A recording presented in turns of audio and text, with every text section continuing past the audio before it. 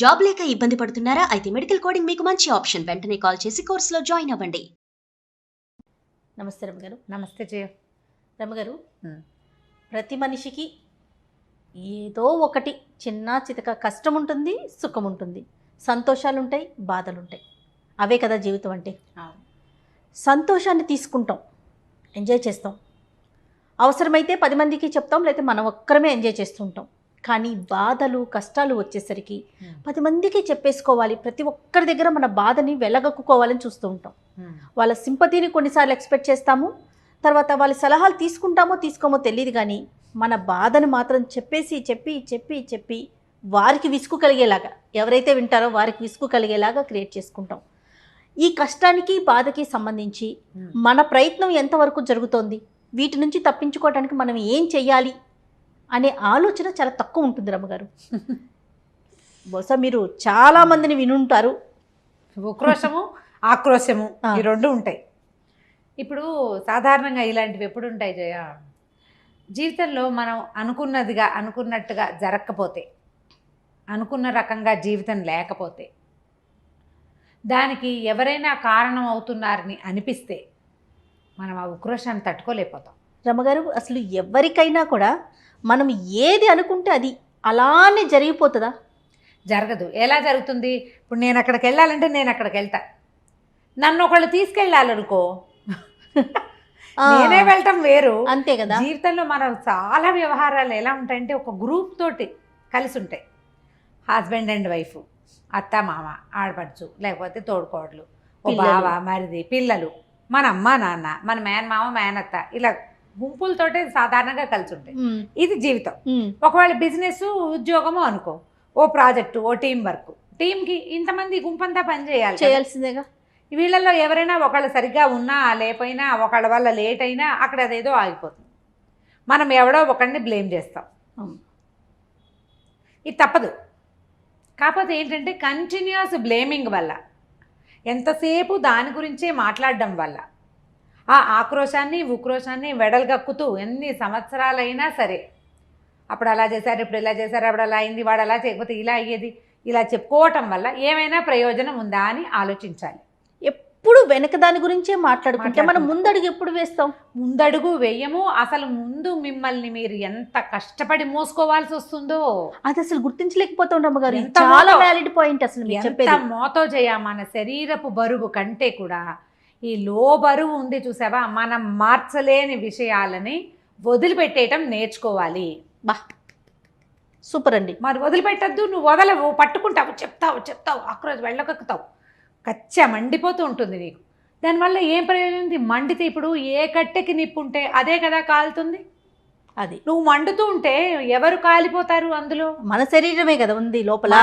మన ఆరోగ్యం, మన మనస్సు, మన అవయవాలు, మనశ్శాంతి, మన తాలూకు భవిష్యత్తు, దాంతోపాటు మనతో క్లోజ్గా ఉండేవాళ్ళు ఉంటారు చూసావా, మన పిల్లలు, మన భర్త, లేదా మన ఆఫీస్ కొలీగ్స్, మనతో పాటు పనిచేసేవాళ్ళు, వీళ్ళంతా సఫర్ అవుతూ ఉంటారు. ఏంటి రమ్మగారు, ఇప్పుడు మన ప్రభావం వల్ల మన పక్కన ఉన్న వారు కూడా సఫర్ అవుతారంటారా? ఎందుకు ఎవరు చేయ? నాకు ఎప్పుడు నిరంతరం ఉక్రోషము ఆక్రోషమే. నేను నవ్వను, హాయిగా ఉండను, దిల్ ఖోల్కే ఓపెన్గా మాట్లాడను, ప్రతిదానికి ఏదో ఒక ఎత్తిపొడుపు మాట అంటాను, సూటిపోటుగా మాట్లాడతా. అప్పుడు నువ్వు చేసావా అంటాను, నువ్వు ఏనాడైనా చేసావా అంటూ ఉంటాను. వాళ్ళకేం హాయిగా ఉంటుంది? నిజమే రమ్మగారు, కష్టంగా తోస్తుంది కదా. ఎంత విసుగు పుడుతుందమ్మా, ఈ కంపెనీని భరించలేకపోతారు తెలుసా. ఈ ఉక్రోషము ఆక్రోశము ఏంటంటే ఇవి కట్టెకున్న నిప్పులు, వాటిని నీళ్లు చల్లి ఆర్పేసుకోవాలి. అది ఎలాంటి నీళ్లు చల్లాలి? జీవితం మీద ఆశ, భవిష్యత్తు మీద ఆశ, మనతో పాటు ఉన్న వాళ్ళ మీద ప్రేమ, వాళ్ళు హాయిగా ఉండాలనే ఫీల్ నీకు గనక ఉంటే నువ్వు ఈ ఉక్రోషాన్ని ఆక్రోశాన్ని తగ్గించుకుంటావు. నీకు అది లేదు, ఎంతసేపు నీగోలే, వాళ్ళు ఎంత చచ్చినా సరే నీకు. నువ్వేం చేస్తావు? వండేస్తావు, పెట్టేస్తావు, తీసుకెళ్తావు, కొంటావు, అన్నీ చేస్తావు, కానీ ఏదో ఒకటి అంటూ ఉంటావు, దాన్ని అణుచుకోలేవు. ప్రతి వాళ్ళు కనెక్ట్ అవ్వాల్సిందే చేయ దీనికి. ఏదో చక్కగా బాగా చేసాం, నువ్వు పరిస్థితులు చూద్దాం, ఎలాంటి సిచ్యువేషన్స్ వస్తాయి జనరల్గా. ఒక ఫంక్షన్, అందరూ వచ్చారు, చాలా రోజులైంది కదా ఇలా కలుసుకుని అన్నారు ఎవరు. అవును, కొంతమంది అవును అన్నారు సరదాగా, ఆ మధ్య కలవలేదు, కుదరలేదు, అన్నారు. ఒక ఆవిడ ఈవిడికి ఎప్పుడు మంటగా ఉంటుంది. నేను కూడా ఇలాగే పిలిచాను, మీరు ఎవరైనా మా ఇంటికి వచ్చారేమిటి, వీళ్ళింటికి ఈవిడ పిలిచింది కాబట్టి వచ్చారు కానీ అంటుంది. తను వచ్చింది అక్కడికి, ఈ మాట అనకుండా ఉండలేరు. వీళ్ళకి ఏం గుర్తొస్తుంటుంది, నేను ఇదివరకు మా ఇంట్లో ఫంక్షన్ అప్పుడు పిలిచాను, వీళ్ళు ఎవ్వరూ రాలేదు, ఇప్పుడు నా తోడుకోడలు పిలిస్తే ఆవిడ కోసం అందరూ వచ్చారు, నేను కూడా రావాల్సి వచ్చింది. మా ఇంట్లోనే కలిసేవాళ్ళంగా ఈ గ్రూపు. ఇప్పుడు నువ్వేం చేస్తావు, ఈ హ్యాపీగా ఉన్న దాన్ని నీ లోపల ఉక్రోషంతో స్పాయిల్ చేసి పారేస్తావు. కొంతమంది సంజయ్ చెప్తారు అప్పుడు కుదరలేదని, అదని ఇదని. నువ్వు బాగా పిలవలేదని చెప్తారు కొంతమంది. నువ్వు ఫోన్ చేసావు, ఫంక్షన్ పెట్టుకుంటున్నానన్నావు, కానీ నువ్వు రావాలి తప్పకుండా, నన్ను పిలిచేవా, నువ్వు వెంటనే యుద్ధం వచ్చేస్తుంది. అంతేగా, అందరూ కామ్గా ఊరుకోలేకపోతారు గారమ్మ గారు. ఊరుకోలేరు. ఇదొకటి. వంట భార్య భర్త కబుర్లు చెప్పుకుంటావు, ఓ పక్క కూర్చుంటాం, ఓ చోట కూర్చుని అన్నాలు తింటుంటాం.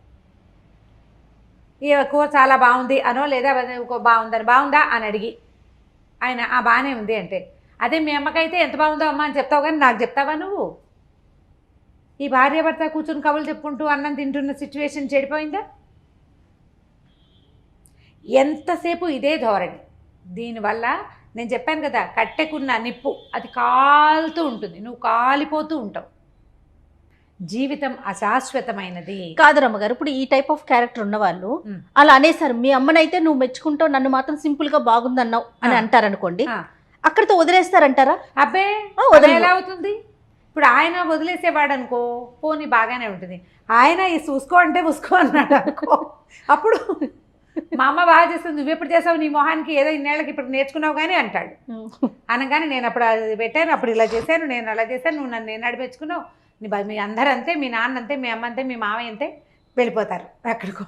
ప్రకాష్ అంటారు ఉసుకో అంటే డిస్కో అంటారు. అదే మీరంటే గుర్తొచ్చింది. అదే మాటలు నేర్చిన కుక్కని ఉసుకో అంటే ఉసుకో అంటుంది, అది కూడా అంటుంది డిస్కో. ప్రధానమైనది ఏంటంటే పోనీ అంతటితో ఆ విషయాన్ని వదిలేస్తారా, మళ్ళీ ఇంకోటి ఏదో క్రియేట్ అవుతుంది. మనకి దీన్ని సజావుగా పోనివ్వాలన్న ఉద్దేశం ఉండదు, ఖర్చు తీర్చుకోవాలనిపిస్తుంది ప్రతిదానికి కూడా.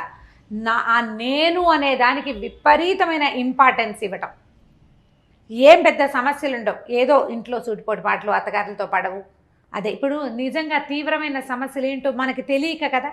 అంతేగా రమ్మగారు, నిజం. చాలా తీవ్రమైన సమస్యలు, సంసారంలో ఇబ్బందులు, ఆర్థికపరమైన ఇబ్బందులు, మానసికమైనవి, కంపాటబిలిటీ అస్సలు లేక, ఆరోగ్య సమస్యలు, ఇవి పెద్ద సమస్యలు.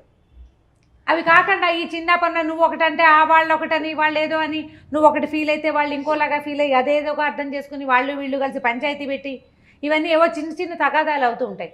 ఇవి ఎప్పటికీ మర్చిపోకుండా ఎంతసేపు వీటికి ఎక్కడి నుంచైనా సమాధానాన్ని ఎక్స్పెక్ట్ చేయొద్దు. ఇది మానేయండి. ఇప్పుడు మనం ఉన్న ప్రపంచం ఈ రోజున, ఇవాళది రోజు హాయిగా ఉంచుకోవాలి, రేపటికి హాయిగా ఉండాలంటే, రేపు మనం హాయిగా ఉండాలంటే ఈ రోజుని హాయిగా ఉంచాలి. మన వల్ల చుట్టూ ఉన్న వాతావరణం అంతా కలుషితం అయిపోతుంది అన్న ధోరణి మనం అలవర్చుకోవాలి. అంటే వాళ్ళందరూ బాధపడితే నేను నా బాధ లెక్కలేదా అంటావు నువ్వు. అదే కదా మన పాయింట్. అదే వస్తుంది. నీ బాధ లెక్క ఉంది, లెక్కెట్టావు, 100 సార్లు అన్నావు, తీరుతుందా అది? ఎట్లా రమ్మగారు ఇప్పుడు ఈ టైప్ ఆఫ్ నేచర్ ఉన్న వాళ్ళు ఎలా మార్చుకోవాలి? నేను అదే చెప్తున్నా, తీరని వ్యవహారాలకి ఎందుకు బాధపడతాము? ఇప్పుడు నువ్వు 15 ఏళ్ల నుంచో 10 ఏళ్ల నుంచో నువ్వు మీ అత్తారింట్లో పడ్డావమ్మా, ఏదో చాలా బాధపడ్డావు, వాళ్ళు అలా ఉన్నారు, నిన్ను అన్నం పెట్టనివ్వరు, నీతో మాట్లాడనివ్వరు, నేను సరిగ్గా లెక్క పెట్టరు, బాగానే ఉంది, ఇంతే. ఇదే మన కథ. నువ్వు గంటల తరబడి చెప్తావు, గంటల తరబడి కౌన్సిలింగ్ కోసం వెళ్తావు, నువ్వు డిప్రెషన్లోకి కోరుకుపోతూ ఉంటావు. ఈ వీటి వల్ల ఏదైనా వెనకాల జరిగిపోయింది మాట్లాడ. నిన్నటి రోజున నువ్వు మార్చగలవా? ఏది వెధవ, నిన్న రాత్రి మినపప్పు పోయితే పొద్దుటికి ఇడ్లీ ఉండదు కదా, ఉంటుందా? ఉండదు. రాత్రి నువ్వు మినపప్పు పోసుకుంటే పొద్దున ఇడ్లీ ఉంటుంది, అది నీటిలో పోస్తే పొద్దున ఇడ్లీ, లేకపోతే ఉండదు, లేదు, జరగదు. రాత్రి అది చేయకపోతే ఇది ఉండని పరిస్థితులు మనవి. నువ్వు ఇప్పుడు గంట సేపు ఇక్కడ ఆలోచిస్తే మాత్రం నువ్వు పోయని మినపప్పు ఎలా నానుతుందో చెప్పు. ప్రాక్టికల్గా అదే కదా జయ. మరి నిన్న జరిగిపోయింది ఎలా మారుతుంది? మారదు. దాంట్లో మార్పు తెచ్చుకోవడానికి నువ్వేం చేస్తావు అనేది ఆలోచించు. నీ వంతు వాళ్ళు ఏమన్నా, ఎవరు ఏమన్నా సరే, ఒక నవ్వు పారేసి ఈ జనాలు ఇంతేననుకో, ఒక దెబ్బకి పోతుంది. లేదా మార్చుకునే ప్రయత్నం నీ చేసుకో. ప్రవర్తన మార్చే ప్రయత్నం చేసుకో, లేదా అవతల వాళ్ళని మార్చుకో, లేదా సిచ్యువేషన్ మార్చడానికి నువ్వేం చేస్తున్నావు, అసలు నేను ఏం చేయటం వల్ల ఇలాంటి మాట నాకు వస్తుంది అనేది ఆలోచించు. ముందది అది ఇప్పుడు ఏమీ చేయకపోయినా కూడా కొంతమంది సూటిపోటి మాటలు పడతారు చేయ. అవతల మనుషులు కూడా ఇదే ఏదో ఒక జాతి మనుషులు, మానవత్వం ఉన్నవాళ్ళు కాదు వాళ్ళు. అవును. తామసిక ప్రవృత్తిలో ఉన్న జనాల మధ్యలో మనం పడతాం, ఏదో సాధారణమైన వాళ్ళు. మనమేం మార్చలేము, చింతించద్దు దానికోసం. వేరే టైం పాస్కి వేరేది ఏర్పరచుకోండి, వేరే వ్యవహారం చూడండి, భగవత్ సహాయం తీసుకోండి, స్నేహితుల సహాయం తీసుకోండి, మీరు వేరే ఆ యావిగేషన్ పెట్టుకోండి, వేరే రకం పని చేయండి, వీళ్ళకి దొరకకుండా ఉండండి. ఒకవేళ దొరికినా ఏదైనా అన్నా కూడా వీళ్ళు ఇంతేనని వదిలేయండి. అది కష్టమే కానీ తప్పదు కదా, అంతేనా రమ్మగారు? అలవర్చుకోవాలి. నువ్వు మార్చుకున్నావా హాయిగా ఉంటావు. నువ్వు వాళ్ళు ఏమన్నా నువ్వు తిరగబడవు, ఏమీ చేయకపోతే నోరు మూసుకుంటారు. ఎంతసేపు ఇట్లా అంటారు జయ, అవతల నుంచి పడితే కదా. అంతేగా, నువ్వు హైఫై వేస్తావు, ఇట్లా అంటావు, వాడు చేయెత్తడు 10 సార్లు అన్నాక నీకే అనిపిస్తుంది, మానుకుంటావు చచ్చినట్టు. వాళ్ళు కూడా అలాగే మానుతారు. కొంతకాలం సమయం తీసుకోవాలి. నాకే ఈ కష్టాలు వచ్చినాయి, నేనే ఎందుకు పడుతున్నాను, నాకే ఈ బాధలు ఎందుకు వచ్చినాయి అనుకోవటం, సెల్ఫ్ సెంటర్డ్గా నేను అనుకున్నదే జరగాలనుకోవటం, ఈ 2 జీవితంలో తగ్గించుకోవాలి. అవి తగ్గించుకుంటే మీకు కంప్లైంట్స్ ఉండవు. కంప్లైంట్స్ తగ్గిపోతాయి ఆటోమేటిక్గా. జనాల మీద కంప్లైంట్లు చేయటం తగ్గించుకోండి. ఆ కంప్లైంట్స్ అనే నిప్పుకి దొరక్కండి. మీరు కంప్లైంట్ చేసినా వాళ్ళు మారరు. సినిమాటిక్గా మార్చేసే అవకాశం ఎవరికీ దొరకదు. అది లేదు, మిరాక్లస్ రెమెడీస్ దొరకవు. స్వభావాలు వాళ్ళు ఎవరు మారు. నేను మాత్రం ఎందుకు మారాలంటే నీ కర్మానుభవానికి మనం చేయగలిగేది ఏం లేదు. మనం చెప్పే విషయం అయితే అది డిసైడ్ సర్దుకో. ఎగ్జాక్ట్లీ ఇదే క్వశ్చన్ వస్తుంది రమ్మగారు. వాళ్ళు ఎవ్వరూ మారనప్పుడు, నన్ను అన్ని మాటలు అంటున్నప్పుడు, వాళ్ళు అలానే ఉన్నప్పుడు నేను ఎందుకు మార్చుకోవాలి అనే తాటే వస్తుంది తప్ప, ఇప్పుడు నేను మారితే నా వాతావరణం, నేను నా ఆరోగ్యం బాగుంటాము అనే ఆలోచన ఉంటే ఇప్పుడు సఫర్ అయ్యేది ఎవరు? మనమే కదా. ఇప్పుడు ఏ కట్టె కాలుతుంది దాని మీద నీళ్ళు చల్లుతారా, మిగిలిన వాటి మీద చల్లుతామా?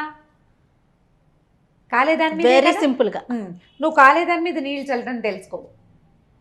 ప్రధానమైంది ఈ ఎంతసేపు ఇవన్నీ ఆలోచించద్దు. వేరే యావిగేషన్స్ పెట్టుకోండి. ఓల్డ్ రకాల పనులు ఉన్నాయి, కొత్తవి నేర్చుకోండి, కొత్తవి చదవండి, ఎక్కడికైనా వెళ్ళండి, శుభ్రంగా నడవండి, కాస్త ఎక్సర్సైజ్ చేయండి. వేరే పనులు, ఒకవేళ మీకు పనులు రాకపోతే చక్కగా పని చేయటం నేర్చుకోండి. దానివల్లే మీరు ఇబ్బంది పడుతున్నారనుకో, చక్కగా పని చేయటం నేర్చుకోండి, దానికి ఎవరిదైనా సహాయం తీసుకోండి. ఈ కంప్లైంట్ ఉండదు కదా. ఒకటే మార్పు తెచ్చుకోవటం, మార్పు వాళ్ళల్లో మార్పు వచ్చే విధంగా మనం ప్రవర్తించాలి, లేదా వదిలేయటం. అంతే, ఈ 2 మార్గాలు. అంతే తప్ప దాన్ని ఆలోచించి మీరు అన్నట్లుగా కాలిపోవద్దు. చెప్పుకొని అదే కాలిపోవద్దు. హాయిగా ఉండండి. మీతో ఉన్న వాళ్ళని, మీ క్లోజ్ రిలేటివ్స్ ఇంకా ఉంటారు. ఈ సూటిపోటు మాటల వాళ్ళు కాకుండా మీ సొంత పిల్లలు, సొంతంగా మీకు మీరు లేరు మరి. మనకి మనం ఉన్నాం కదా, మనకి మనం హాయిగా ఉండటానికైనా ఈ గోళాలు తగ్గించుకోవాలి.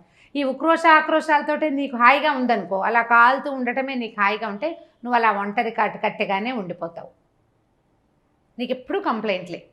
నీ పిల్లలు కూడా నీతో హాయిగా ఉంటారు. వాళ్ళు ఉన్న నాళ్ళు ఉంటారు, అవకాశం దొరికితే పారిపోతారు వాళ్ళు కూడా. అవునవును. మా అమ్మ ఎప్పుడు ఇంతేనండి, వాళ్ళు పారిపోతారు. అట్లా జనాలు పారిపోయే ప్రవర్తన పెట్టుకోకండి అమ్మా. సాధ్యమైనంత స్థిమితంగా ఉండడానికి ప్రయత్నం చేయండి. Super. Thank you so much రమ్మగారు. నమస్తే జయ.